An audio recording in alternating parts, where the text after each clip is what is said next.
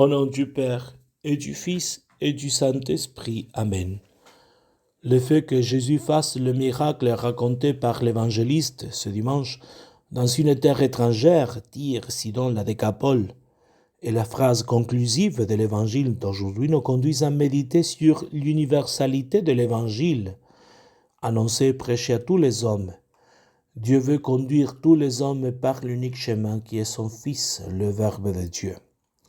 En ce sens, la condition du malade est significative, puisqu'il est incapable de louer Dieu pour l'œuvre de la création et encore moins pour celle de la rédemption.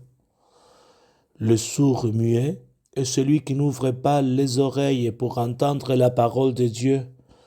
Il n'ouvre pas non plus la bouche pour la prononcer, dit saint Bède, le Vénérable.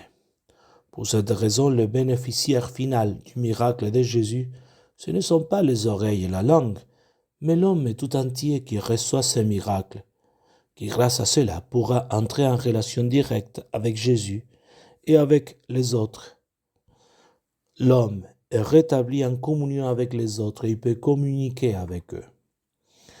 Et ainsi cette terre païenne où la parole de Dieu, le Verbe de Dieu, n'était pas encore arrivé, celui qui était sourd et muet devient le motif, la raison pour laquelle les païens rendent gloire à Dieu en Jésus.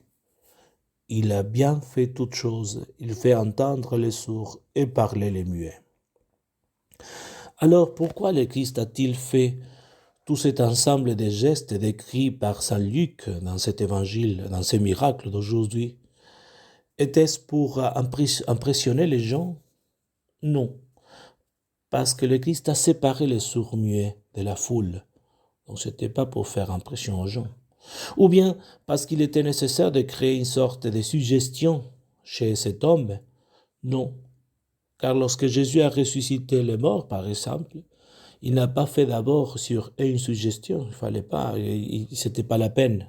Ils étaient morts, ils ne pouvaient pas faire des gestes avec les morts. C'était pour créer un symbole, une leçon spirituelle, alors c'est par là que nous devons chercher la réponse. En Christ, ce miracle était une sorte de parabole en action, avec laquelle il indiquait ce qu'il allait faire, et avec laquelle il excitait la foi de ce sourd, puisqu'il ne pouvait pas le faire avec des mots, il fallait se communiquer, le faire entendre à cette personne ce qu'il allait faire, et pour cela les gestes. Mais ces gestes constituaient aussi un enseignement pour les apôtres qui contemplaient le miracle, de façon que facilement ensuite l'Église, fondée sur la foi des apôtres, puis incorporer tous ces gestes accomplis par le Seigneur, et même la parole utilisée par Jésus, ephata ou epheta, dans la liturgie du baptême, le sacrement, qui nous donne précisément le don de la foi en plénitude. Le miracle de Christ, en fait, constituait à la fois trois actions. Une légation, une aumône, une leçon. C'était une légation, une aumône, une leçon. Ils sont les sceaux de la légation divine, les lettres de créance avec lesquelles le Père a crédité son envoyé avec majuscule le Christ, et tout ce qu'il disait. Le Christ parlait les paroles de Dieu, il était le Fils de Dieu. À travers les miracles, il le démontrait, il faisait voir sa divinité. Ils sont aussi les miracles, une aumône avec laquelle la compassion du Christ s'est penchée sur la misère humaine. Et les miracles sont en même temps des leçons, parce que le Seigneur les a réalisés, les a faits, pour donner à ces gestes prodigieux le sens caché d'un mystère de la foi. Bref, rendre visible ce qui est invisible.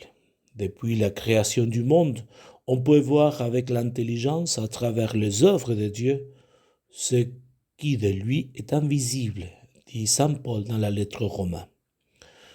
Le sourd de naissance a vu la divinité invisible s'incarner dans un homme à travers le miracle dont le Christ l'a favorisé et il a loué Dieu. L'Église a toujours vu dans les gestes apparemment étranges que Jésus accomplit chez les sourds muets un symbole des sacrements en général, plus précisément du baptême. Mais ces sacrements C'est le sacrement grâce auquel le Christ continue de nous toucher physiquement pour nous guérir spirituellement. Les sacrements sont comme une action de Jésus, vient nous toucher pour faire dans notre âme un miracle. Les miracles du Christ ne sont jamais des fins en soi, ce sont des signes. Ce que Jésus a fait un jour pour une personne sur le plan physique indique ce qu'il veut faire chaque jour pour chaque personne, chacun de nous, sur le plan spirituel.